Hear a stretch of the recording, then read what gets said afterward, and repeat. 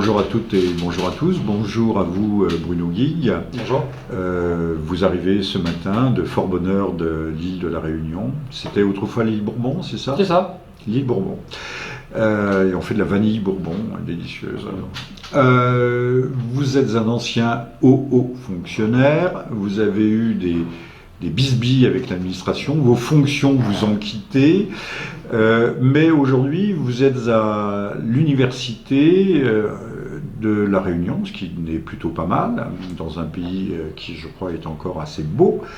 Et vous y enseignez les relations internationales. Par ailleurs, je crois aussi que vous donnez des cours de philosophie. Voilà, je suis professeur de philosophie et en même temps, je donne des cours. Donc, vous êtes parfaitement indépendant, Totalement. Vous êtes soumis à un tout petit devoir de réserve, donc vous pouvez vous exprimer. Alors, nous allons parler, cher Bruno, qui est arrivé ce matin même de La Réunion, nous allons parler de l'Europe et du Brexit. Je crois que c'est d'actualité. Le Brexit, enfin le vote pour ou contre, c'est dans 3 jours, c'est jeudi. C'est jeudi et nous sommes peut-être à un tournant de l'histoire de l'Union européenne, comme nous sommes de façon générale à un tournant de notre histoire politique actuellement, même si les choses ne sont pas aussi évidentes. Les voitures, les autobus circulent dans les rues, les poubelles sont vidées. Enfin, pas toujours. Oui. Pas toujours à Paris. Donc l'apparence est là, mais si l'on tend l'oreille, on entend des craquements de toutes parts. Alors, Bruno, votre vision vue de loin, vue de l'océan Indien. Oui. Alors ce qui est intéressant, je trouve, avec ce qui va se passer jeudi, évidemment, on ne sait pas ce qui va se passer, mais on peut quand même le pressentir, c'est que pour la première fois, peut-être un État membre de l'Union européenne va quitter l'Union européenne à la suite d'une décision populaire. Bon. Donc il est quand même intéressant de voir que l'appartenance à l'Union européenne n'est pas simplement un destin, une sorte de fatalité qui contraindrait un pays, quel qu'il soit, à appartenir à cette construction artificielle qu'est l'Union européenne, mais c'est un acte de volonté. À partir du moment où le peuple décide de sortir de l'Union européenne, non seulement c'est possible, mais il faut que ça se fasse. Pourquoi je dis ça? Parce que j'entends quand même beaucoup de commentaires consistant à dire « Oh mais vous verrez, bien sûr le peuple se sera prononcé, mais ça prendra beaucoup de temps. » Il y a l'argument qui consiste à dire que ça prendra beaucoup de temps, ça ne va pas se faire tout de suite, et puis de toute façon on trouvera le moyen finalement d'atténuer les effets de ce suffrage populaire. Un peu comme pour l'autonomie de la Catalogne d'ailleurs. Voilà. On s'est prononcé pour, mais finalement ça se fait sans se faire. Les Français et les Hollandais en mai 2005 votent contre le projet de traité constitutionnel européen, mais finalement leur volonté est subvertie. On fait voter les Hollandais ou pas, je ne sais pas. En tout cas, les Français, Monsieur Sarkozy arrive et réunit le Parlement en congrès. C'est le risque, c'est-à-dire qu'un peu comme ce qui s'est passé en 2005, il y a le risque que finalement ce qui est décidé par le peuple, et en 2005 ça a été donc l'invalidation d'un projet de constitution européenne, on s'en souvient, soit chassé par la porte et revienne par la fenêtre.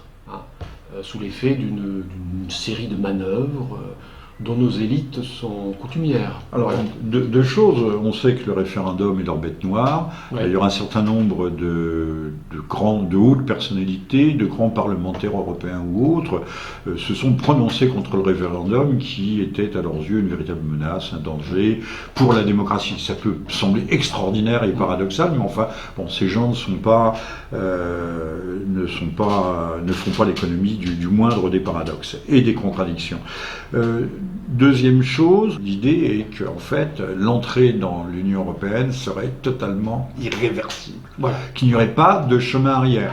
Ce qui apparente d'ailleurs l'Union à l'Union soviétique, où dans la constitution soviétique, on pouvait se prononcer, on était libre, mais en fait, dans la réalité, on n'était pas du tout. C'est l'idée d'une souveraineté limitée. C'est-à-dire que le peuple n'est plus souverain, c'est-à-dire qu'il n'a plus la possibilité de dire ce qu'il veut, il est là finalement à contempler le spectacle politicien et de temps en temps lui demande son avis, mais enfin l'avis rendu par le peuple n'est jamais décisionnel. C'est ce qui s'est passé en 2005, puisque le traité constitutionnel, chassé par la porte, est revenu par la fenêtre. Il y a le risque effectivement, après une éventuelle décision du peuple britannique de sortir de l'Union européenne, on ait le même scénario.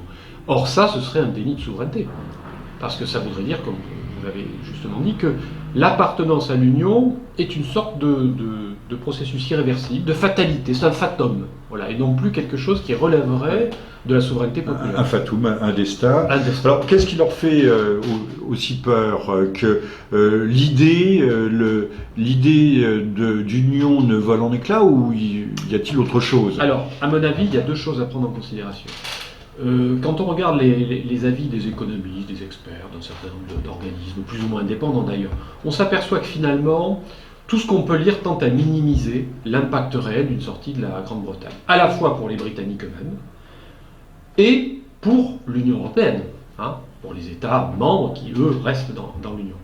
Mais en fait, le vrai problème n'est pas là. Parce que les marchés s'adapteront, les peuples aussi, et ma foi, la Grande-Bretagne, qui n'était pas, jusqu'à une date relativement récente d'ailleurs dans l'Union européenne, peut très bien en sortir sans pour autant qu'elle s'effondre.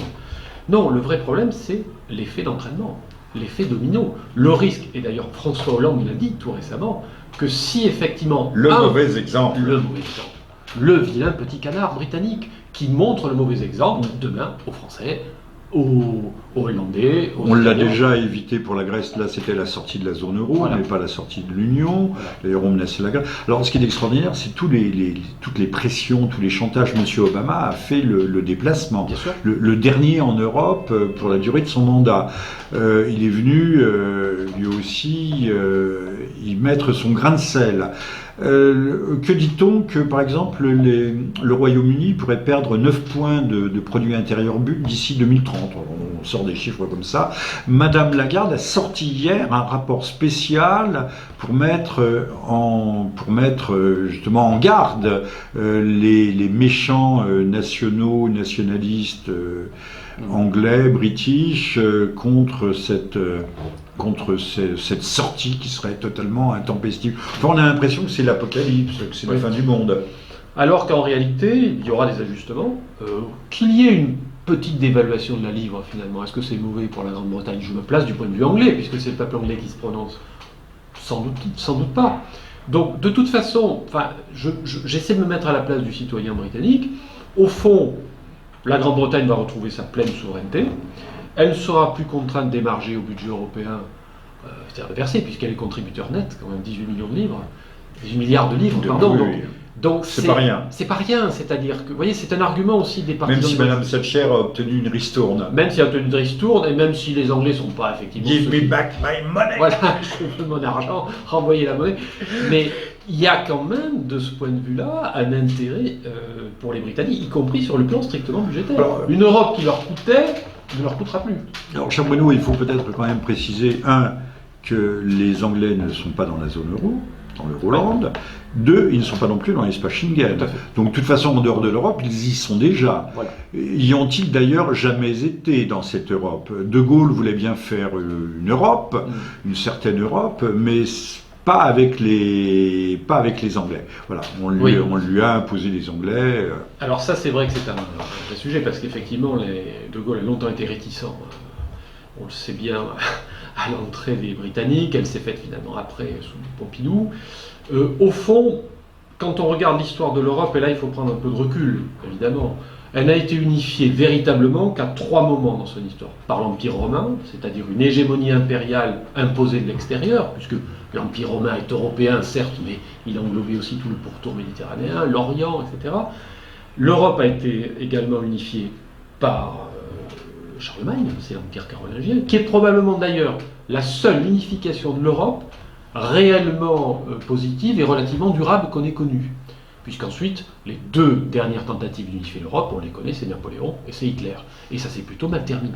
Donc, en réalité, l'idée que l'Europe doit être politiquement unie me paraît une idée qui, à l'épreuve de l'histoire, de la longue histoire, est très contestable. Oui, mais vous parlez là, Bruno, d'une Europe puissance, d'une Europe qui serait sans doute confédérale, une Europe des patries, qui unirait leurs forces, leur puissance, à la fois démographique, industrielle et autres, pour constituer une communauté, oui. Donc une confédération. Or, le projet actuel est un projet fédéral. supranational et contre la souveraineté. C'est en fait un projet de contre-Europe. Oui, c'est surtout quelque chose qui ne peut se comprendre que quand on considère dans sa face négative. En réalité, c'est même pas une Europe fédérale. C'est une Europe fédérale ratée. C'est un fédéralisme bancal, parce qu'une Europe fédérale, elle aurait un budget fédéral. Ça serait les États-Unis d'Amérique. Or, il y a, à mon avis, il n'y a pas possibilité d'instaurer en Europe le même degré d'unification que sur le continent. Mais est-ce un hasard, un accident de l'histoire ou volontaire, délibéré? Parce que face aux États-Unis qui, eux, sont structurés, nous avons une Europe magmatique, un ensemble nébuleux qui s'étend toujours plus à l'Est. Ouais. C'est ce qu'avait d'ailleurs souligné à juste titre Hubert Védrine.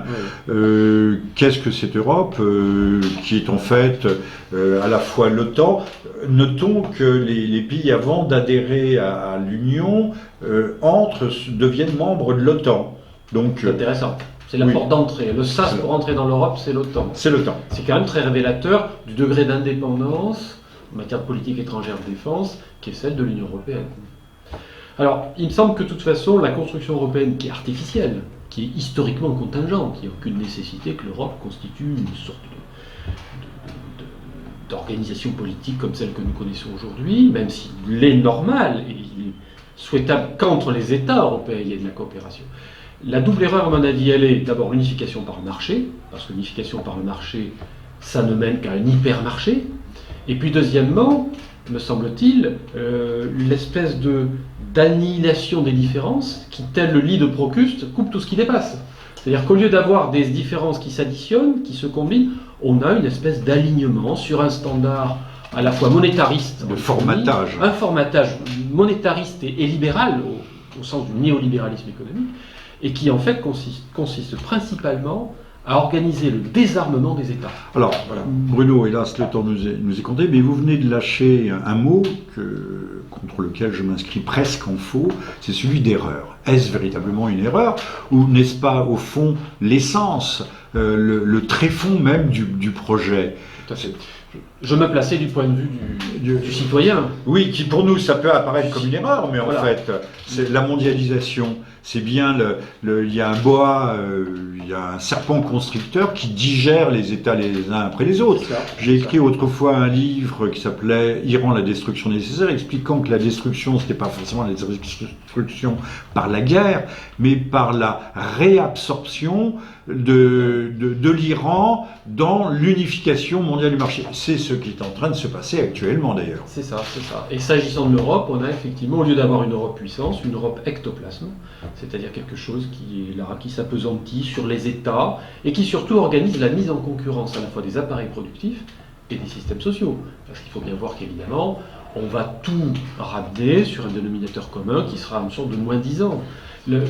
L'organisation la manière même dont la construction européenne a été pensée reflète ce projet-là. C'est un projet mondialiste, c'est clair. C'est un projet qui vise à intégrer... Mondialiste, internationaliste. Alors Bruno, nous n'allons pas conclure sur ce point, mais l'assassinat, le malheureux assassinat, ce drame qui est la mort par balle et par arme blanche de la députée travailliste, donc socialiste, Jo Cox, va-t-il faire cet incident, ce drame, peut-il faire pencher la balance du côté des anti-Brexit?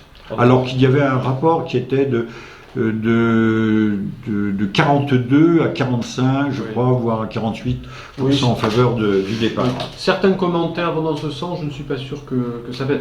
Tout le monde condamne évidemment ce meurtre qui est absolument déplorable et injustifiable, mais je ne suis pas sûr que ça ait une incidence sur le vote. Malgré l'exploitation, on a vu les bourses rebondir aussi, tout d'un coup remonter à l'idée que, voilà. On peut d'ailleurs s'attendre à ce qu'il y ait des spéculations. Il y a toujours des spéculations dans ces cas-là, à la baisse, à la hausse. Puisque les adversaires du Brexit affirment que si jamais il avait lieu, ça se traduirait par un effondrement de la City. Souvenez-vous comment s'est bâtie la grande, l'immense fortune, la colossale fortune des Rothschild de Londres sur une fausse nouvelle, sur le jeu à la baisse de la livre sterling au moment de Waterloo. Voilà. Un fameux 18 juin. Vous voyez, c'est un anniversaire. Absolument.